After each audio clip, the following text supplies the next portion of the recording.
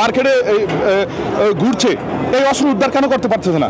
স্বরাষ্ট্র উপদেষ্টার পদত্যাগ করা উচিত। যদি এরকম অস্ত্র থাকে, অবৈধ অস্ত্র এরকম থাকে, এরকম ঘটনা তো প্রত্যেক দিন ঘটবে। আমরা মনে করি স্বৈরাচারের দোসররা এই হামলার সাথে জড়িত। তারা সামনে থেকে লড়াই করতে ব্যর্থ হয়ে পিছন থেকে হাদিভাইয়ের মতো সম্মুখ সারির যোদ্ধাদেরকে হত্যা করে বাংলাদেশে আরেকটি ফ্যাসিবাদ কায়েম করতে চায়, আবার আওয়ামী লীগকে পুনঃপ্রতিষ্ঠা করতে চায়। আমরা মনে করি বাংলাদেশের জনগণ ঐক্যবদ্ধভাবে এই আওয়ামী লীগ স্বৈরাচারের ফ্যাসিবাদকে রুখে দিবে এবং প্রশাসনকে বলবো, আপনারা যদি না পারেন আপনারা আপনাদের দায় দায়িত্ব থেকে অব্যাহতি নেন। প্লিজ, বাংলাদেশের জনগণ বাংলাদেশের নিজের নিরাপত্তা নিজে দিবে।